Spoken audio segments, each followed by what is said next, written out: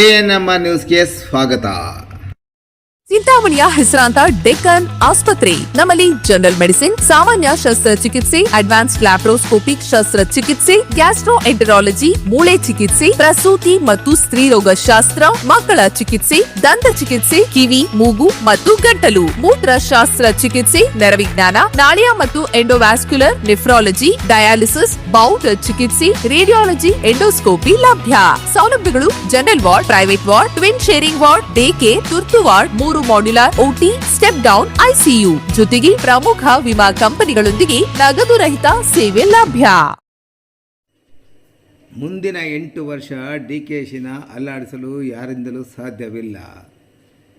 ಸಿದ್ದು ರಾಜಯೋಗ ಅಂತ್ಯ. ರಾಜಗುರು ದ್ವಾರಕಾನಾಥ್ ಗುರೂಜಿ ಸ್ಫೋಟಕ ಭವಿಷ್ಯ.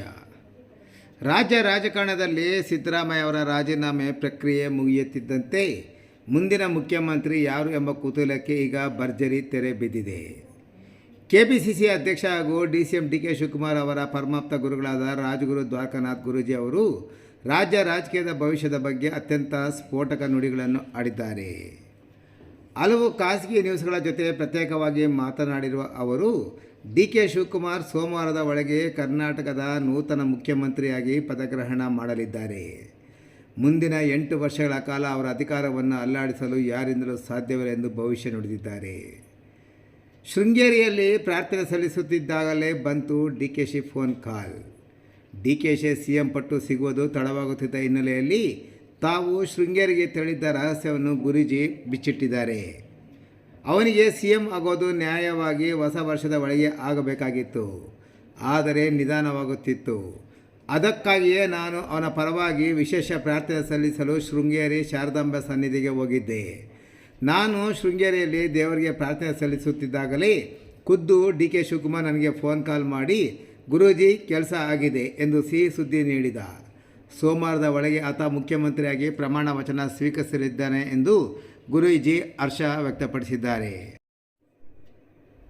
ಡಿಕೆ ಶಿವಕುಮಾರ್ ಅವರೊಂದಿಗಿನ ತಮ್ಮ 35 ವರ್ಷಗಳ ಸುದೀರ್ಘ ಒಡನಾಟವನ್ನು ನೆನಪಿಸಿಕೊಂಡ ಅವರು ಹಿಂದೆ ಮಾಜಿ ಸಿಎಂ ಬಂಗಾರಪ್ಪ ಅವರ ಸಂಪುಟದಲ್ಲಿ ಅತ್ಯಂತ ಸಣ್ಣ ವಯಸ್ಸಿಗೆ ಜೈಲು ಮಂತ್ರಿಯಾಗಿದ್ದಾಗಲೇ ನೀನು ಮುಂದೊಂದು ದಿನ ಈ ರಾಜ್ಯಕ್ಕೆ ಮುಖ್ಯಮಂತ್ರಿ ಆಗ್ತೆ ಎಂದು ಭವಿಷ್ಯ ಹೇಳಿದ್ದೆ.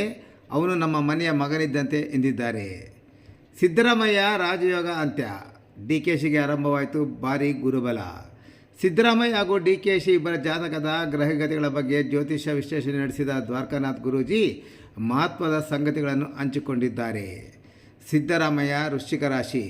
ಸದ್ಯ ಅವರಿಗೆ ಗುರುಬಲ ಮತ್ತು ಶನಿಬಲ ಎರಡೂ ಇಲ್ಲ. ಆರಂಭವಾಗಿದ್ದು ಎಂದಿಗೂ ಅಂತ್ಯವಾಗಲೇಬೇಕು. ಸಿದ್ದರಾಮಯ್ಯ ಅವರ ಸಿಎಂ ಆಗುವ ರಾಜಯೋಗ ಈಗ ಮುಗಿದಿದೆ. ಆದರೆ ಈ ರಾಜ್ಯಕ್ಕೆ ಅವರ ಮಾರ್ಗದರ್ಶನ ಮತ್ತು ಸೇವೆ ಅಗತ್ಯ ಖಂಡಿತ ಇದೆ. ಡಿಕೆ ಶಿವಕುಮಾರ್. ಈಗ ಡಿಕೆಶಿಗೆ ಅತ್ಯಂತ ಸುವರ್ಣ ಸಮಯ ಆರಂಭವಾಗಿದೆ. ಗೋಚಾರ ಫಲದ ಪ್ರಕಾರ ಗುರು ಈಗ ಮಿಥುನ ರಾಶಿಯಲ್ಲಿದ್ದಾನೆ. ಇದು ಡಿಕೆಶಿಗೆ ಭಾರೀ ರಾಜಯೋಗ ತರಲಿದೆ. ಮುಂದಿನ 8 ವರ್ಷ ಈ ರಾಜ್ಯದಲ್ಲಿ ಅವರ ಆಡಳಿತ ಅಬಾಧಿತ. ಯಾರನ್ನು ಬ್ರ್ಯಾಂಡ್ ಮಾಡಲ್ಲ, ಯಾಕಂದರೆ ಶಿವಕುಮಾರ್ ಅನ್ನೋದೇ ಒಂದು ಬ್ರ್ಯಾಂಡ್. ಮುಂದಿನ ಆಡಳಿತ ಬಗ್ಗೆ ಮಾತನಾಡಿದ ಗುರೂಜಿ, ಡಿಕೆಶಿ ತುಂಬ ಬುದ್ಧಿವಂತ ಮತ್ತು ಜಾಣ. ಕೆಲವೊಮ್ಮೆ ಉದ್ವೇಗ ಇರುತ್ತದೆಯಾದರೂ ಆತನಿಗೆ ಸಹನೆ ಇದೆ. ಎಲ್ಲವನ್ನು ಸಂಭಾಳಿಸುತ್ತಾನೆ. ಹೆಗಲ ಮೇಲೆ ಕೈ ಹಾಕಿ ಯಾರನ್ನು ಬೇಕಾದರೂ ಮಾತನಾಡಿಸುವ ಗುಣ ಆತನಲ್ಲಿದೆ. ಆತ ಇವ್ರ ಕಡೆಯವರು ಅವ್ರ ಕಡೆಯವರು ಅಂತ ಯಾರನ್ನು ಬ್ರ್ಯಾಂಡ್ ಮಾಡಲ್ಲ, ಯಾಕಂದರೆ ಶಿವಕುಮಾರ್ ಅನ್ನೋದೇ ಒಂದು ಬ್ರ್ಯಾಂಡ್ ಎಂದು ಕೊಂಡಾಡಿದ್ದಾರೆ. ಮುಂದುವರೆದ ಅವರು ಡಿಕೆಶಿ ಮುಖ್ಯಮಂತ್ರಿಯಾದ ಮೇಲೆ ಬೆಂಗಳೂರಿನ ಮೂಲಸೌಕರ್ಯ, ಕುಡಿಯುವ ನೀರು ಮತ್ತು ಟ್ರಾಫಿಕ್ ಸಮಸ್ಯೆಯನ್ನು ಆದ್ಯತೆ ಮೇಲೆ ಸರಿಪಡಿಸಲಿದ್ದಾರೆ. ಸಿದ್ದರಾಮಯ್ಯ ಅವರ ಆಪ್ತರನ್ನು ಕೂಡ ಜೊತೆಯಲ್ಲೇ ಕರೆದುಕೊಂಡು ಹೋಗಿ ಒಂದು ಅತ್ಯುತ್ತಮ ಸರ್ಕಾರವನ್ನು ನೀಡಲಿದ್ದಾರೆ ಎಂದು ಗುರೂಜಿ ವಿಶ್ವಾಸ ವ್ಯಕ್ತಪಡಿಸಿದ್ದಾರೆ. ಅವನ ಜಾತಕ ನೋಡಿದ್ರೆ ಅವನಿಗೆ ಬುಧಾದಿತ್ಯ ಯೋಗ ಇದೆ. ಅವನಿಗೆ ಅದೊಂದು ದೊಡ್ಡ ಯೋಗ. ಅದು ಆ ಯೋಗದಲ್ಲಿ ಎಂಥವರು ಕೂಡ ಒಂದು ನಾಡಿಗೋ ಒಂದು ದೊಡ್ಡ ಊರ ದೊಡ್ಡ ದೊಡ್ಡ ಸ್ಥಾನಗಳು ಪಡಿತಾರಕ್ಕೆ ಅದು ನಮಗೆ ಸಾಕಷ್ಟು ಮಾಹಿತಿಗಳು ಗ್ರಂಥಗಳಿಂದ ಗೊತ್ತಾಗುತ್ತೆ. ಖಂಡಿತ ನೀವು ಒಂದು ಸಲ ಮುಖ್ಯಮಂತ್ರಿ ಆಗ್ತಾ ಕಣೆ ಅಂತ ಅವತ್ತು ಹೇಳಿದ್ದೀನಿ. ನಾನು ಹೇಳೋದು 40 ವರ್ಷ ಆಗಿದೆ.